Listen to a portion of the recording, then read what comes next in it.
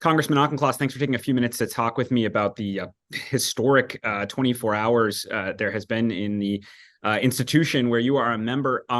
Before we talk about the partisan bickering over it and what happens next, I am just curious, as human beings, what is the mood among members of the House right now as you all talk to each other about what just happened?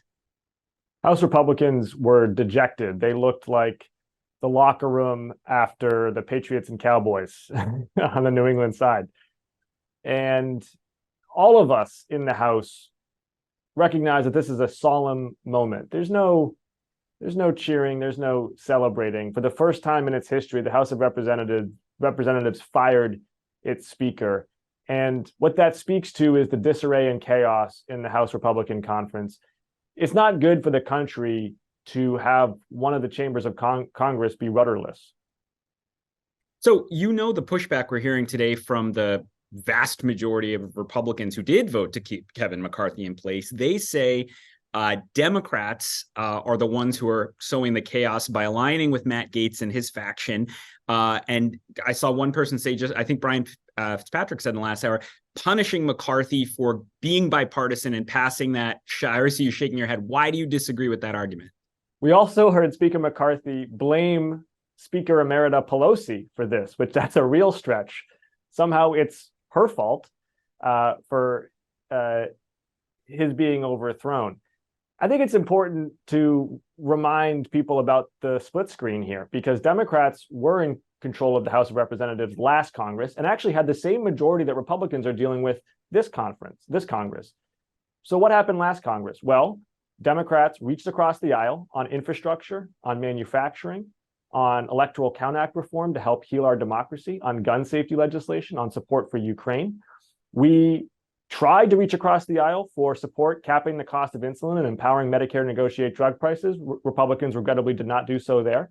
But it was a historically productive, historically bipartisan Congress with the same margins that the Republicans have this cycle. So there's nothing broken about the rules and the conventions of the House. What's broken is that at every fork in the road, Kevin McCarthy had a choice. He could turn right to his extremist MAGA caucus, or he could reach to the center to try to get stuff done for the American people. And at every fork in that road, he chose MAGA. He did so after negotiating a spending deal with President Biden, which he then reneged upon. He did so in launching a trumped-up impeachment inquiry against President Biden with no basis in fact or law. He did so in abandoning Ukraine in favor of his pro-Putin extremist wing. And even stretching back 3 years ago, he did so when he voted to decertify the election results after January 6th and try to cover up an inquiry into what happened on that fateful day. So, but respectfully, I know you are also a smart observer of the House and Congress, and the fear, I guess, among some folks who acknowledge a lot of McCarthy's decisions that seem to have totally backfired on him in the end, but still argue, did the Democrats incentivize or disincentivize any bipartisanship, meaning the next speaker will be even less likely to not shut down the government and things like that? I mean, what do you say to that idea that whether McCarthy was, in your eyes, a good actor or not, that it's just, you got to take the best Republican you had on offer, and maybe that was him? The currency of speakership in Congress is trust. And Kevin McCarthy had gone bankrupt. His own conference did not trust him because he lied to them. And Democrats did not trust him because repeatedly he would make a promise either to the president or to Democrats, and then he would renege upon it under pressure from Trump and the MAGA wing. So there's no negotiation to be had when there's no trust as the basis of it. As I've said, as the Democratic minority leader has said repeatedly, we are very cognizant in the House that we're in the minority. If we want to pass policy, we're going to need Republican votes on immigration reform, on lowering healthcare costs. And I'm personally invested in this. I've got legislation that has Republican co-sponsors. So we are not blind to the fact that you've got to have Republican votes to pass what we want to do.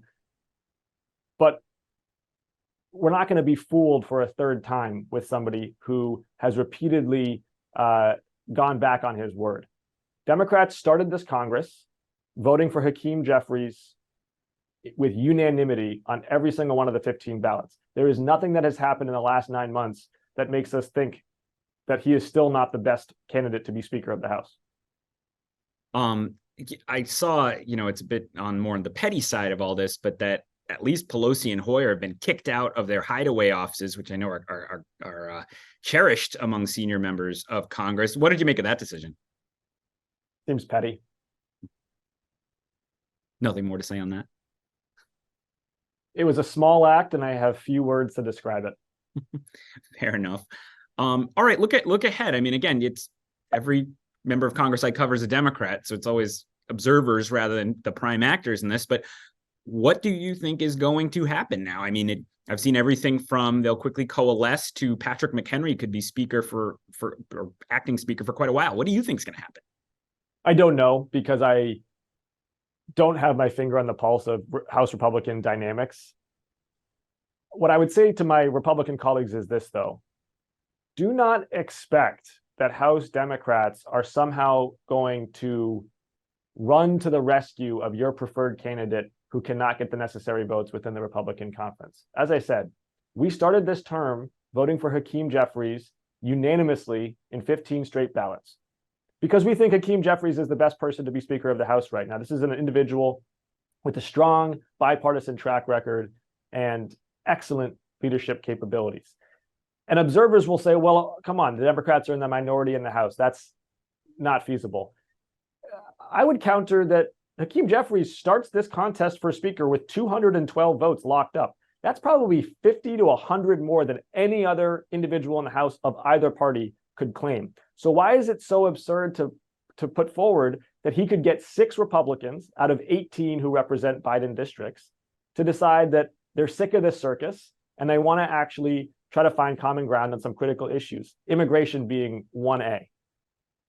Last question. I can't claim this is any longer the most interesting open job in the House of Representatives, but DPCC co-chair, a job I actually know about because David Cicilline used to have it. Your name is bubbling up. It's in the discussion. Are you interested in that job in any formal way?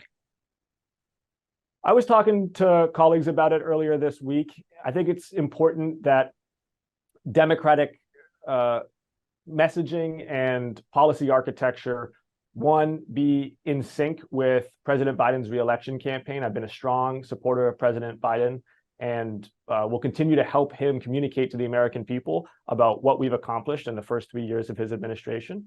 And also that we feel comfortable as Democrats talking to all Americans. Going on MSNBC and preaching to the choir is not going to convince the 200,000 voters across 5 swing states that are likely to decide this presidential election next year. Having said all that, as you noticed, we got much bigger issues in front of the House of Representatives right now, and my attention is really focused on Hakeem Jeffries and making sure that Democrats are united going into what is going to be a turbulent next couple of weeks. Congressman Auchincloss, thanks as always for the time.